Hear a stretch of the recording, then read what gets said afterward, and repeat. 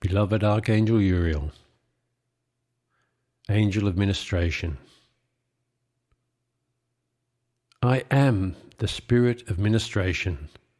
I am the Spirit of Peace. I am the Spirit of Grace. I am the servant of the one God, and I stand before you, each one, as your servant also. Wherever the name of God is invoked, silently or audibly, there I am on the instant with the fullness of love, the blessings of the benediction, the healing, the faith, and the power of the Almighty, and according to the capacity to receive is the blessing given. I, Uriel, come into the atmosphere of this earth at the invitation of earth's people. I stand in your midst, bringing with me the fullness of the love of God. I say to your consciousness, to your minds, and to your bodies, in the name of the one mighty God, peace be unto you. Peace be unto your striving consciousness, your restless minds, your weary bodies, and the peace of God that does surpass the understanding of the outer mind. May it enter now into every cell and fibre of your being, and you relax in the knowledge that you are immersed in the presence of the Almighty.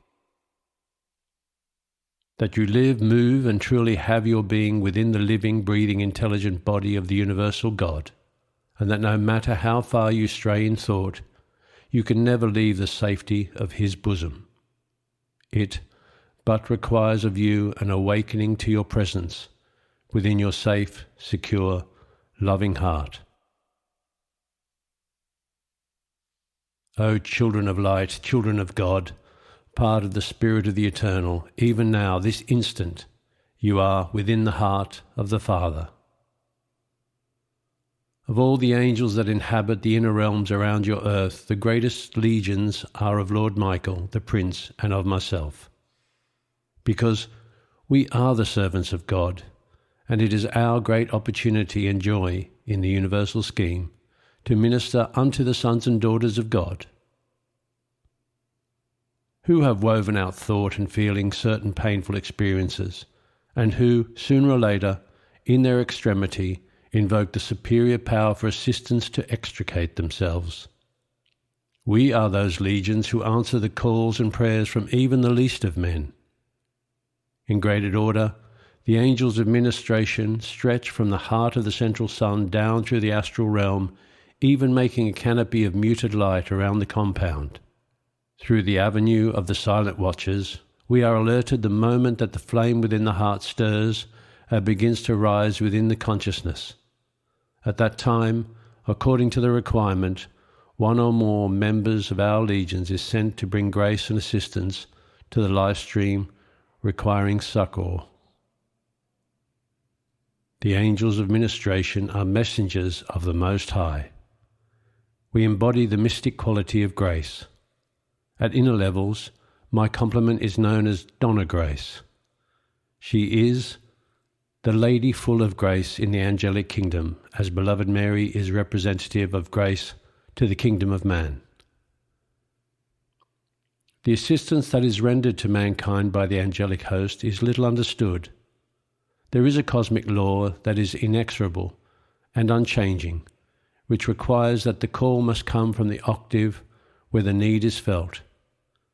This is a self-evident truth because those of us who embody love and mercy would have lifted mankind into the light long ago. However, the law demands that the call must come through the free will of the life stream who is applying for assistance. Then, on the return beam of that energy, comes the radiation, presence and power of the cosmic beings, the ascended masters, the mighty devas, and the angelic host, according to the requirement of the hour. The great silent watchers that have their abode over large cities are constantly watching for those flickers of light which are emitted from the soul and signify an SOS to the heavenly host for assistance. These beings, measuring the need, make the call to one of the directors of the angelic host in our sphere, and that director gives the mission to an angel who is sufficiently developed to hold within his feeling world the quality of radiation which is the answer to the prayer. That quality of radiation stimulates the flame within the heart of the supplicant, and as the two meet, the supplicant is able to magnetize the answer. The answer comes according to his acceptance. The beloved angelic host who work with us start from the little cherubim and the angels, who embody the qualities of faith, happiness, hope, and all of the God virtues. In the beginning, they are sometimes only able to retain, for an hour, the quality required on earth.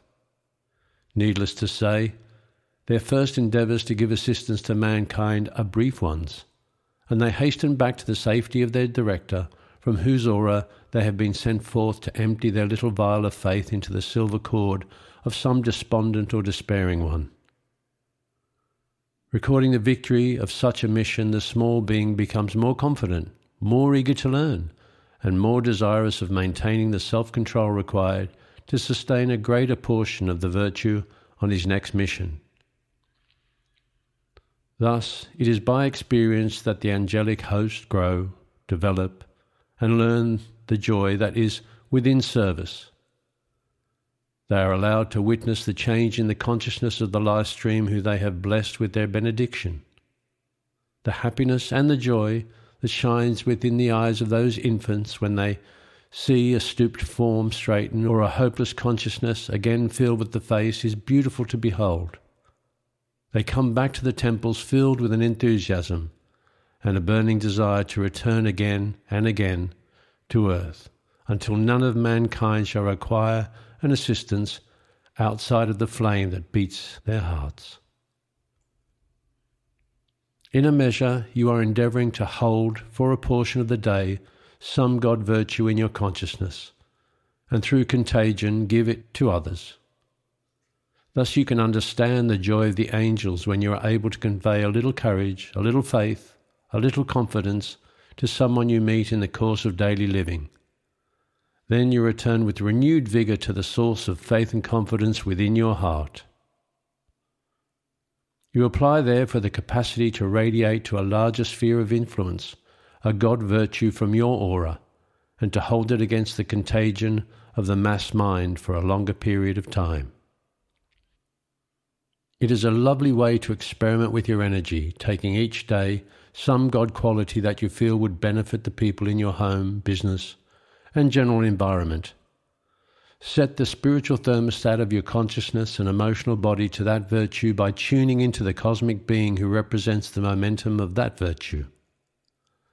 Then sustain that virtue within your aura and radiate it in your sphere of influence, despite the conditions, appearances, and shadows from the appearance world that you might face.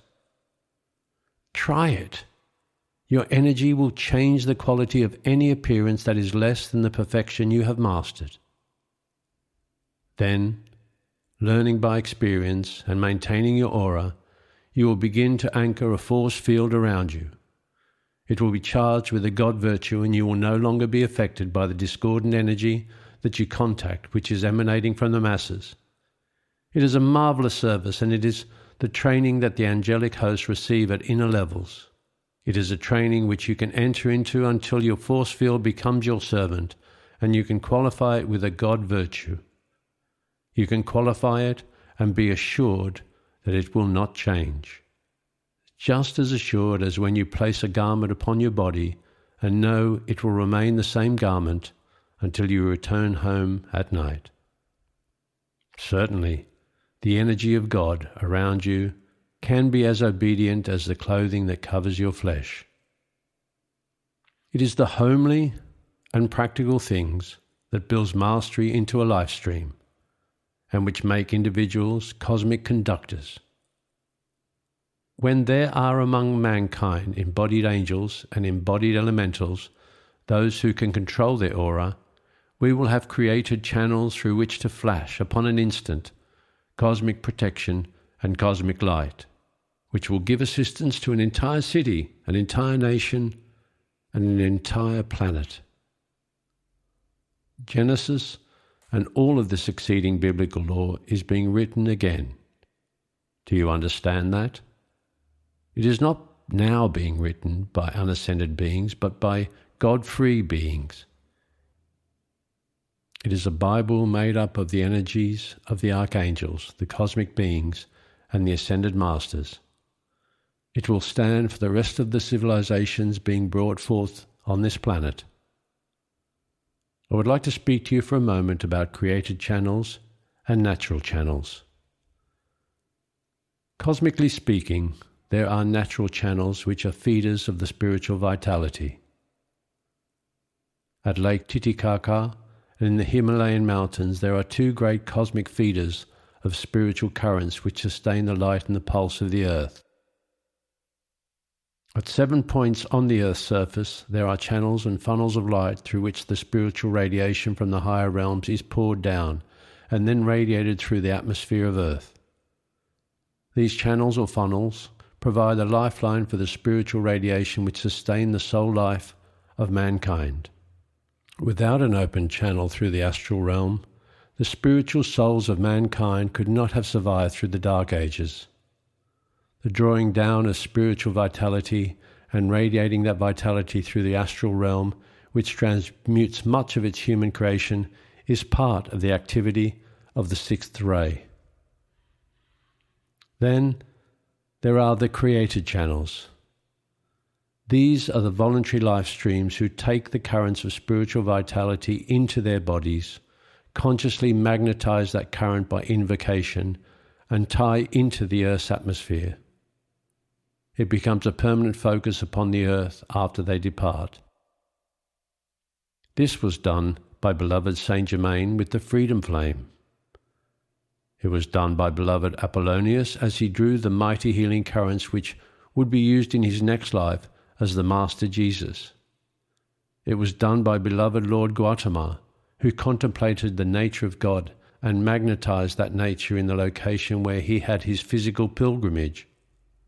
When he left his physical body, the God quality of balance continued to pulsate and radiate forth as a nourishment for mankind. In India today, the inner sight of the developed can see that beam of light, which is like a sun, through the natural atmosphere of the environment. Lord Gautama left this focus of light as a spiritual stimulus for the Buddhist religion.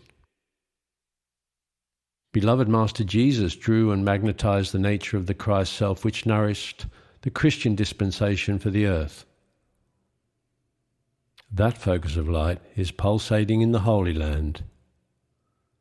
With the inner sight, it is as if you stepped from a dark room into a searchlight which radiates forth in every direction.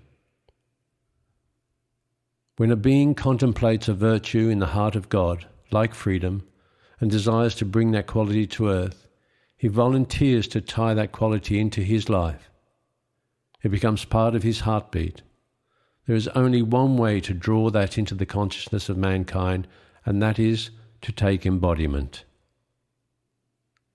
Then direct that quality rhythmically through their heartbeat into the atmosphere.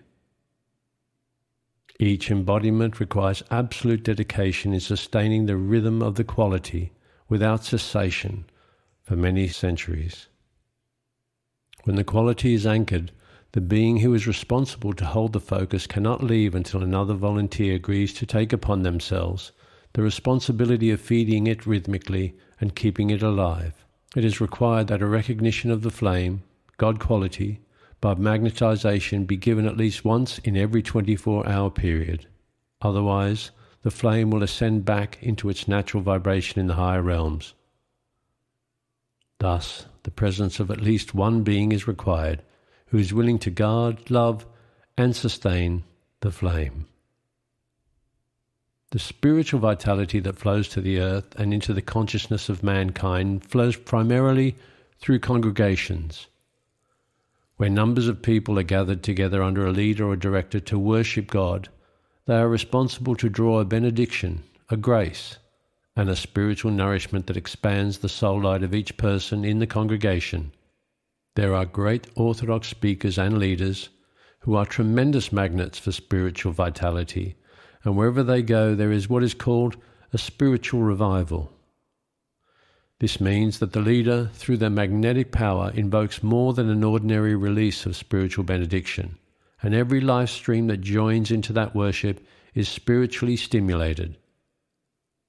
Some of them you know, such as Billy Sunday, Amy McPherson, and others. People who come into metaphysical understanding sometimes become very superior, and they pass through a time when they laugh at the orthodox concepts. Then they come to a greater spiritual maturity and they realize that the service of the orthodox is in its way very essential. In your individual lives, I cannot emphasize too strongly the fact that personal application provides spiritual vitality and nourishment. The rhythm of your personal application and the rhythm of your cooperative group endeavors draw into your soul the nourishment that makes it strong. Also, the soul becomes a greater magnetic power to draw universal good, a greater radiating center for good, and it grows in spiritual stature. No individual should feel that religious worship is duty. It is a magnificent opportunity to expose the starved and shriveled soul to the nourishment of those vital currents that flow from God and from the angels of ministration at congregational services. Why did beloved Jesus say, "When two or more are gathered together in my name"? Why did he not say, "When one says his prayers"? Because the merging of individuals into a group consciousness intensifies the magnetic field through the power of each soul and radiates more energy than one individual could do alone. Although a certain amount of spiritual vitality flows the moment that you think of God. There is so much for me to say. There is so much for me to cover. Your consciousness is your cup, my children. When your cup is full, there is no more that will fill it within it. Gradually from within, out, we are endeavoring to increase the size of your cup. We are endeavoring to open the mouth of your cup and to enable you to receive greater powers and understanding without a sense of pressure or mental exhaustion. Until that time, we have to abide in a certain patience when there is so much to do and so much to give and so little comparative capacity to receive. I want to speak to you on one more subject before I enter into my service as a messenger for this day, and that is faith healing. The angels of ministration work with the great devas in all hospitals, asylums, penal institutions, and all places where there are those who are sick of mind and body. The same spiritual grace and vitality of which I spoke is poured forth from the sixth sphere and given to the angels of ministration. Where acceptance and faith are present, the spiritual currents are poured into the life stream and healing does occur. You have applied to become masters of the power of the sacred fire. You have applied at inner levels before the cosmic board and your holy Christ self to become masters of thought, feeling, and circumstance. You have therefore forsworn faith healing until you have developed the capacity within your own consciousness to recreate perfection at will. This is a very important and subtle point. You have asked, in regard to healing and finance, that you might become a conscious master of the power of precipitation. You have asked that you might become a conscious master over your body, mind, feelings, and world, so that, by the scientific understanding of the law, which you would receive and master, would enable you to assist hundreds and thousands of people to achieve conscious mastery. This would bring a change of cause and effect in the world of form. You are endeavouring nightly while out of the body and daily in your own thinking and feeling cells to learn the key by which the combination of energy and application will result in perfect manifestation. You do not wish to have manifestation handed to you by an external source, lest the inner cause will again be set up, and you will find yourself again in chains. Do you see? Beloved Saint Germain has said, Freedom comes when you are the conscious master of circumstances and you can regulate any set of circumstances by the flame within your heart. There is no other permanent freedom. Think on it. Do not be discouraged. It would be easier in the schoolroom of life to have another individual work your problems and complete the classwork for you. Many, many men and women do, but the wise man learns the principle himself, lest the man on whom he relies to solve his problems should not be there when the great opportunity comes. You are in training to become masters. There is a scientific application by which you can have the fullness of every good and perfect thing. We have brought to you the sacred flames. The use of them has brought cosmic mastery to us in our realms, and it will to you. Now, at any moment you can forswear your vow before the law. You can accept the help which lesser men have received, but are you any richer in your consciousness except for a temporary surcease of comfort? The men and women who were miraculously healed by beloved Jesus, beloved Mary, and the angels have through the ages created again and again the same conditions. Beloved one, the law has decided that it is time that the inner causes of discord be studied and examined. It is time for mankind to come to a mature understanding that obeying the direction from the heart and cooperating with the magnetized power of cosmic beings will fulfill the requirement of the moment. It is to you, who stand on an island of separateness and yet are one with all that is, it is to you that we shall look when the masses in fear and uncertainty run hither and thither, having not the wherewithal to clothe or feed themselves during the times of world change. Is it not better to receive the training and become the master of energy now, while there is time? Oh yes, it truly is. We are in great days. Magnificent activities are taking place at inner levels. Think of your consciousness for a moment and how truly there is no space.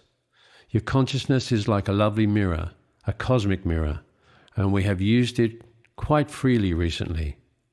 We have been able to flash pictures upon it, and you have enjoyed those pictures as much as if your physical body was present at inner levels where the activities were taking place.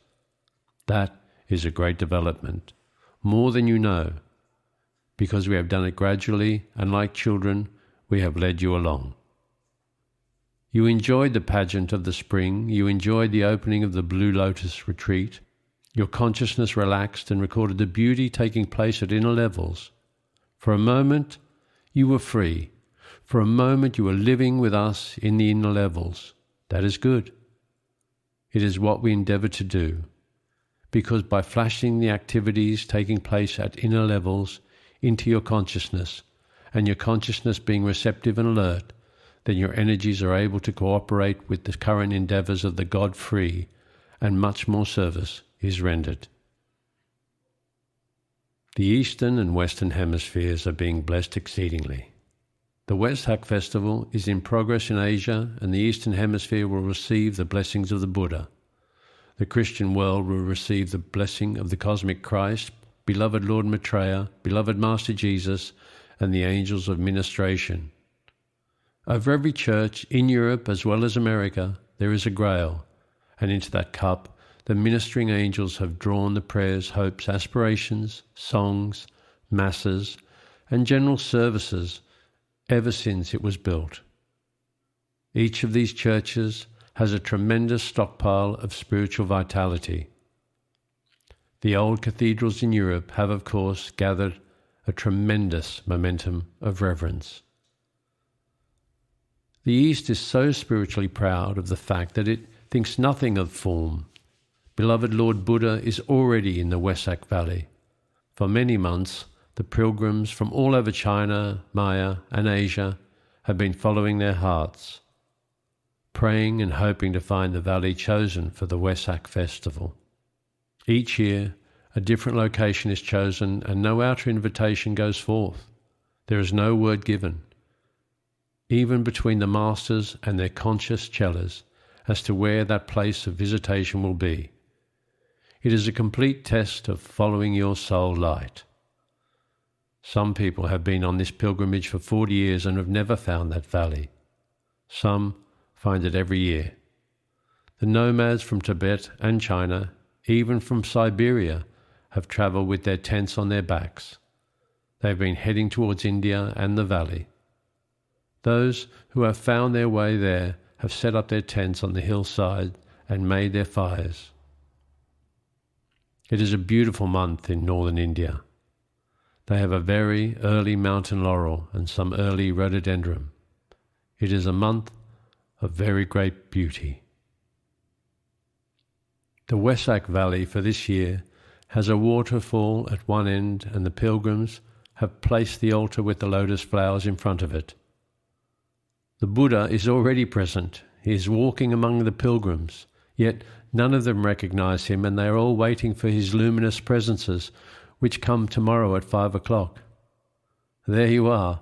Isn't it the truth? You have a gift in your midst, and you look far off. The Buddha is drinking from their earthen pans and sharing tampa with the lamas who have spent a whole embodiment praying to him. Yet no one yet has found him. Yet they are all washing themselves for tomorrow because it is the day of ablution. There you are.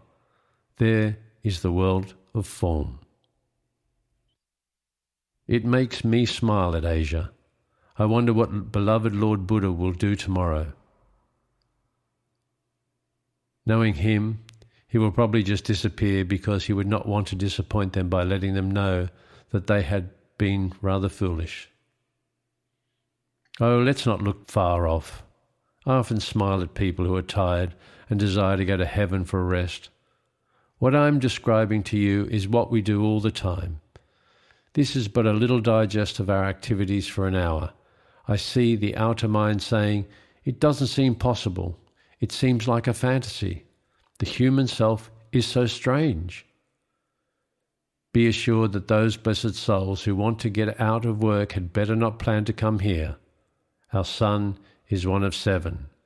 The 7 suns are all engaged in activities that would stagger the human mind, but no one has ever told mankind about them. Thus, when you part the veil for a moment, it seems fantastic. The activity of life is constant service. I will tell you what is going on in the Temple of the Sacred Heart before we close. There are some 300 million life streams who have passed by the Great Karmic Board, all who have vowed to serve the light according to their capacity. That makes a great difference in what they will do, because the consciousness capacity and momentum of some is very small. So do not expect 300 million firebrands. If all served according to their own light, we would be very fortunate. But many inner vows are never kept. However, they bind the life stream, and sometime, somewhere, these vows must be fulfilled.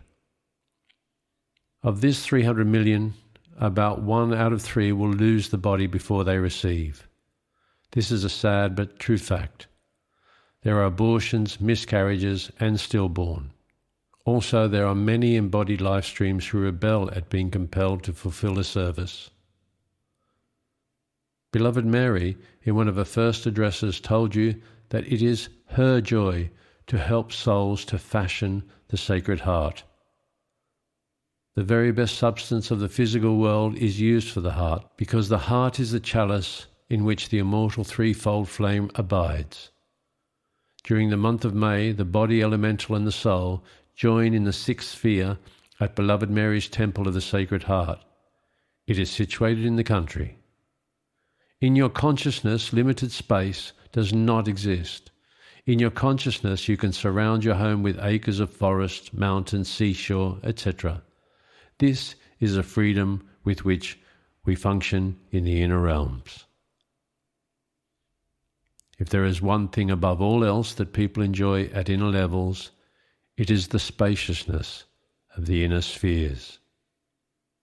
The Sacred Heart Temple is surrounded by what you would call Elysium fields.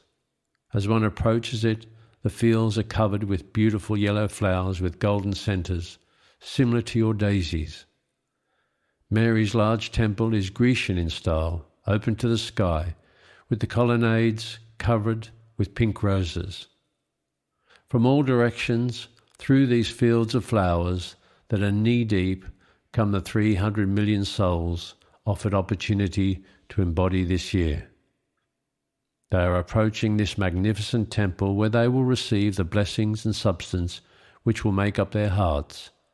It began today and will probably take a week to complete. Most of these souls are in their etheric bodies. The etheric body by nature is a mirror, and it mirrors all experiences. The etheric body takes on the form and shape of the thoughts and feelings of the life stream. When an individual passes on, his etheric body looks just like his prostrate form. If it is shriveled up and worn out, it looks like that. When an awakened individual passes on, their etheric body mirrors their elevated surroundings and begins to throw off the appearance of age quickly. In a few years, the etheric body of the unawakened again assumes the appearance of youth, which is generally around 35 years of age. There is often rebellion by the body elemental and the etheric body because they will be asked to create a misshapen body if that is the type of garment which the soul has earned.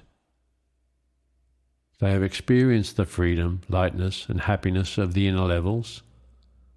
They rebel if they are asked to enter into a grotesque form. Do you see? It is our desire, among many other tasks, for you to make the call for mercy for those who are destined by karma to take imbecilic bodies and distorted forms. Call that they may have that karma mitigated and they come into bodies with at least all of their members in working order.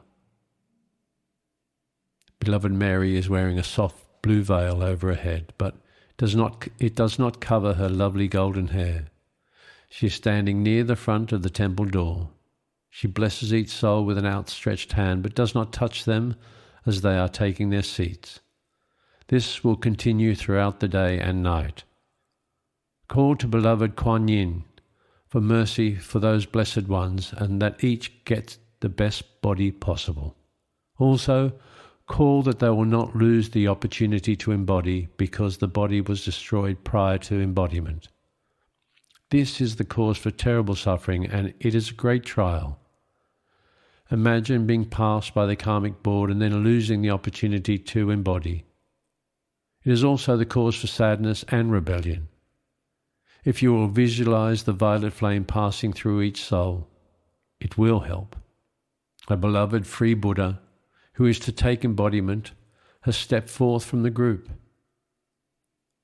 He ascends the stairs and kneels before beloved Kuan Yin, beloved Mary, and beloved Portia, the goddess of opportunity. His hair is golden and reaches almost down to his waist. His garments are snow white, and on his forehead he wears a crown which denotes full mastery. The cloak of the master is upon his shoulders, and the symbol of immortal life is woven on it. As he kneels, beloved Kuan Yin performs the mystic rite, and his hair is cut at the shoulders. The golden strands fall down on his cloak. Beloved Portia takes his cloak from him and his crown from his head. Beloved Mary calls the builder of form, who will make his body, for he has no body elemental. The builder of form steps into his etheric body and removes the sandals from his feet. The Buddha stands barefoot and kneels before beloved Mary. She gives him the pure diamond heart, because there is no energy of an imperfect nature to make the chalice of his heart. He takes the benediction as the greatest because he is willing to be the first, to give courage to the others. He is led from the group, and his conception should take place within the week. Let me see what you will do with your aura. Make it something we can use. And remember Uriel is no farther from you than a call. Just the silent thought of God will bring me on the instant. I am your friend. I am your servant. I am your companion in the light. I thank you. Uriel, the messenger of the Most High.